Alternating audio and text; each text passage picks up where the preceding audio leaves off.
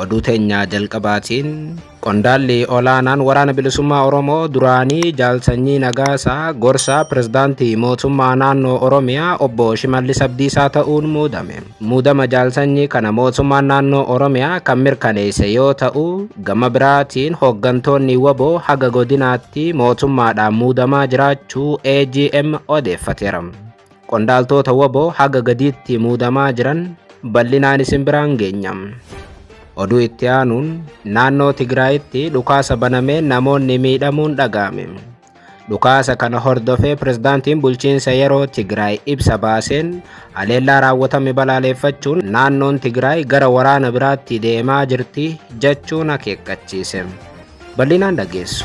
Oduu itti aanuun godina Gujii Bahaatti waraana bilisummaa Oromootii fi qaamota nageenyaa gidduutti lola cimaa ture namoonni 10 ol ajjeefamuu AGM odeeffate. Lolli kun eessatti ture bal'inaan dhageessu. Oduu biraatiin Itoophiyaan paaspoortii haarawaa ifoomsite.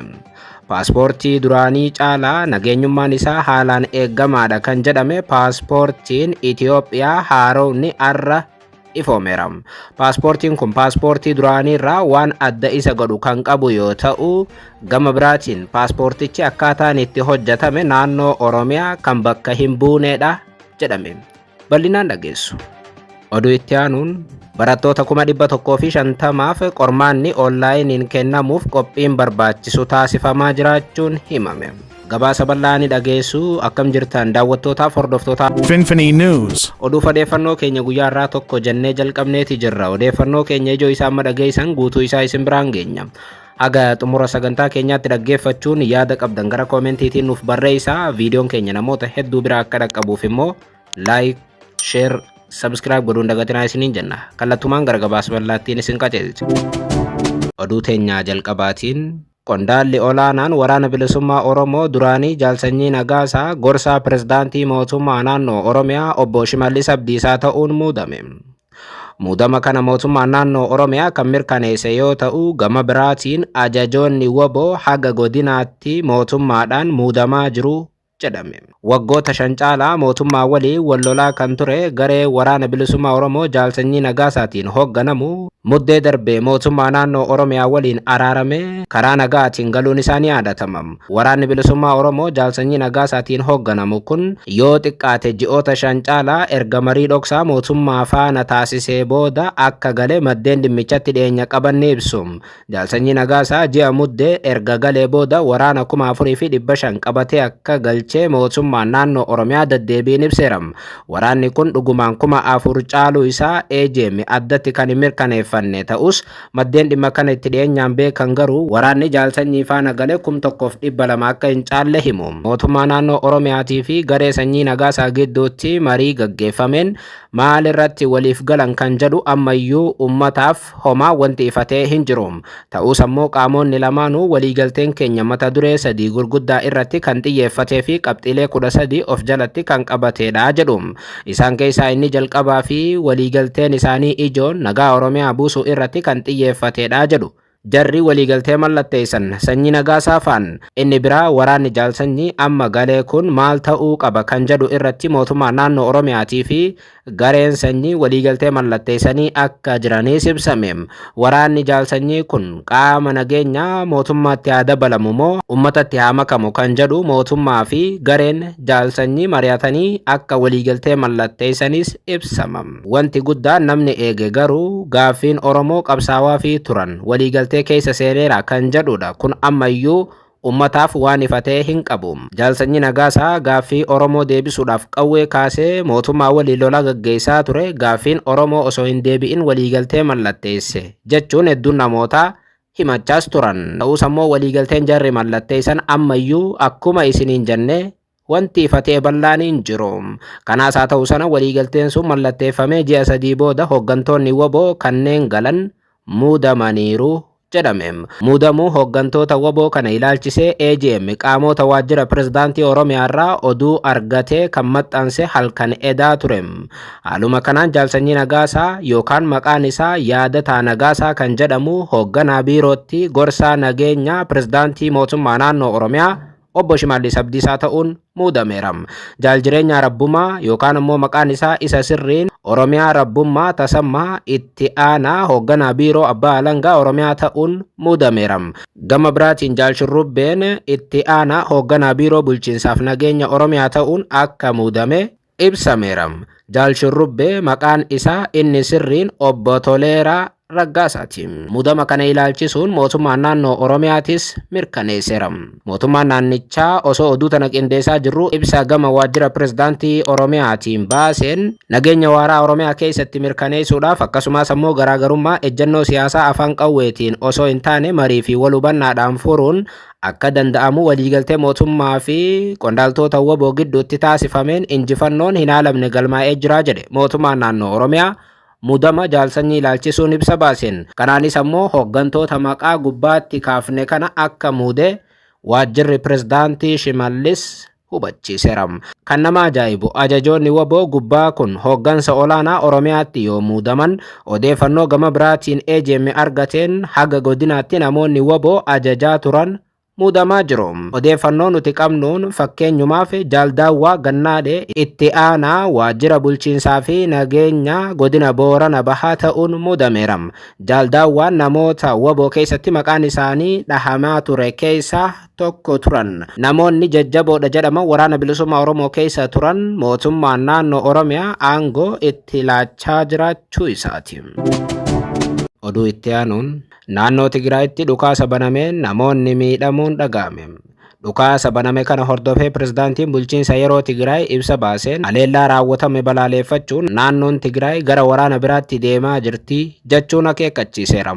Haaluma kanaan bulchiinsi yeroo Tigraay ibsa kaleessa galgala laateen aanaa Sahartii ganda Addisaalam jedhamutti qaamonni nageenyaa Tigraay uummata nagaa irratti dhukaasa bananiin miidhaa dhaqqabsiisuu bulchiinsi yeroo Tigraay beeksiseera. Haleellaan qonnaan bultoota irratti baname fudhatama kan hin qabne ta'uu kan beeksise bulchiinsi yeroo Tigraay haleellicha sana balaaleffateera. Haleellaa raawwatame kanaan yoo xiqqaate namoonni 13 ol akka miidhaman gabaafameera. Bulchiinsi yeroo Tigraay kan Geetaachoo Raddaatiin hoogganamu ibsa eda baase keessatti haleellaa kana warri qindeesse garee Dabratsiyoon Gabra Mikaa'el ta'uu ibsee dhukaasni uummata nagaa irratti baname kun naannoo Tigraay gara hamaatti geessuu akka danda'u akeekkachiiseera. Arrallee hooggansi murtaa'oon waraana Tigraay bulchiinsa yeroo Tigraay sirnaan diigaa yeroo jiran argaa jirra kan jedhe bulchiinsi yeroo Tigraay ajajoonni waraana Tigraay nurratti bobba'aniiru jechuun himateera. Kanaaf ammoo gochi gaddisiisaan Sahartii keessatti argine fakkeenya ta'uu ni danda'a jedhe bulchiinsi yeroo Tigraay. Waraanni Tigraay lubbuun jiraachuu uummata isaa mirkaneessuudhaaf ijaarame malee hawwii garee kamiyyuu galmaan ga'uu fi miti kan jedhe bulchiinsi Geetaachoo Raddaatiin hoogganamu. Haalli amma deemaa jiru kun akkanaan yoo itti fufe rakkoo hamaa naannoo Tigraayitti dhalachuu isaati jedheera. Bulchiinsi yeroo Tigraay haleellaa namoota nagaa irratti raawwatamu kamuu akka hin fudhanne ibsee tarkaanfii seeraa fudhachuudhaafis dhaadateera. Akka ibsa Geetaachoo Raddaarraa mul'atutti yoo ta'e waraanni Tigraay ammayyuu garee Dabratsiyoon Gabra Mikaa'el harka jira. Haleellaan Sahartiitti raawwatame kun qaama garee Geetaachoo Raddaatii fi Dabratsiyoon gidduutti banamuu isaatii jechuudha. Kun ammoo waldhibdee wayyaanee erga dhagahame waldhibdee isa hamaa ta'uu agarsiisa jedhame. Oduu itti aanuun godina Gujii Bahaatti waraana bilisummaa Oromootii fi qaamota nageenyaa gidduutti lola cimaa tureen namoonni nagaa 10 ol ajjeefamuu EJM odeeffate. Haaluma kanaan kaleessa galgala lola cimaa sabbaa boruutti gaggeeffame namoonni 10 ol akka ajjeefaman odeeffanneerra. Waggoottan 6 darbee waraana gaggeessaa kan jiran waraanni bilisummaa Oromootii fi mootummaan ammallee waraana gaggeessan cimsanii itti fufaniiru. Waraana jarri lamaan gaggeessuun qaama hidhate kan isaanii caalaa namoonni nagaa duguugamuun jabaatee kan itti fufe yoo ta'u kun lixa Oromiyaatii fi kibba Oromiyaatti hammaateera. Waraanni qaamota lamaanii yeroo kamuu caalaa amma jabaatee akka jiru maddeen waraana bilisummaa Oromootis ta'ee maddeen oduu mootummaa gabaasaa jiru. Haaluma kanaan waggoota 6 guutuu waraana keessa tan turte Gujiitti kaleessa galgalaas lola tureen namoonni hedduun ajjeefamanii kaan miidhamaniiru.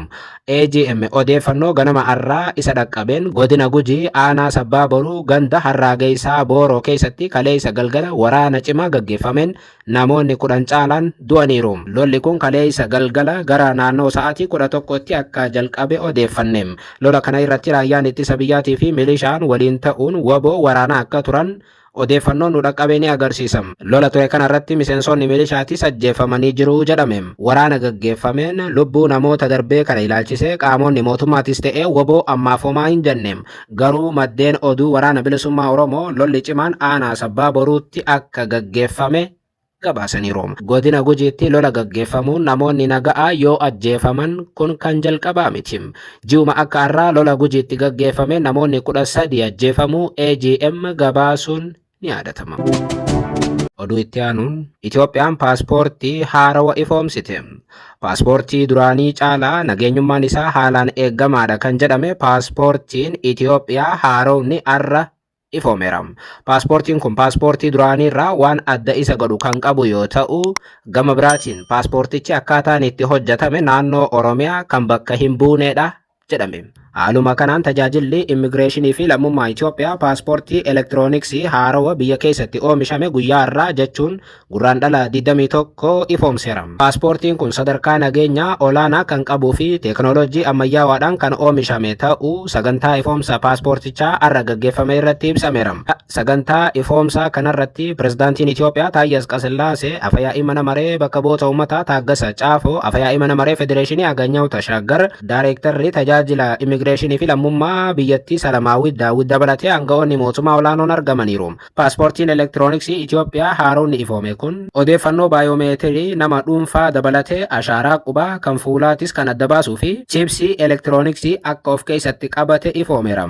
Paaspoortiin elektirooniksii kunis odeeffannoo sobaatii fi hanna ittisuudhaaf nageenya sadarkaa olaanaa kan qabu ta'uu fi ulaagaalee sadarkaa idil addunyaatiin kaa'aman kan guutu ta'uun ibsameera. Itti aanaan daayireektara olaanaa tajaajila immigireeshinii fi lammummaa Itoophiyaa obbo Gosaa Dammisee akka jedhanitti paaspoortiin haarawni kun Itoophiyaatti kan oomishamu ta'uu ibsanii sadarkaan nageenya isaa paaspoortii kanaan dura dachaa 300 caalaa jedhan. Kana malees fuulaawwan viizaan irratti dhawamu keessatti wantoota aadaa, seenaa fi uumama Itoophiyaa ibsan of keessaa qabaa jedhan. Seenaaf aadaan paaspoortii kana keessatti kaayame bakkoota akka Gondar, Aksumii fi Jogola Hararim. Kanarra kan darbe seenaawwan naannoo Oromiyaa ibsan tokkichi paaspoortii kana keessa hin jiran. Dizaayiniin paaspoortii amma dura dhaabbata dhuunfaa biyya alaa keessa tureen kan qophaa'e yoo ta'u, paaspoortiin haarawni ammaa kun garuu guutumaan guututti dizaayiniin isaa mootummaa Itoophiyaatiin kan qophaa'e ta'uun himameera.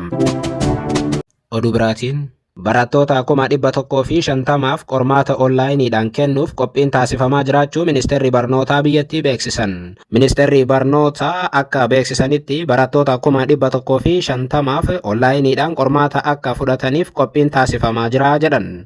Biraanuu Naggaa waltajjii marii damee misooma barnootaa irratti haasawaa taasisaniin damicha irratti milkaa'uudhaaf hojii qindoomina qabu hojjechuun murteessaadha jedhan. Keessattuu lammiileen hundi barnoota argachuudhaaf carraa walqixa ta'e akka qabaatuuf hiyyeessaaf sooressa gidduu garaagarummaa jiru dhiphisuudhaaf hojjechuu qabnaa jedhan Biraanuu Naggaam. Biyyattiin tun jijjiiramuu kan dandeessu sirna barnootaa jijjiiruudhaan ta'uu eeruun riiformiiwwan hedduun bocamuun hojiirra oolaa jiraachuus kaasaniiru.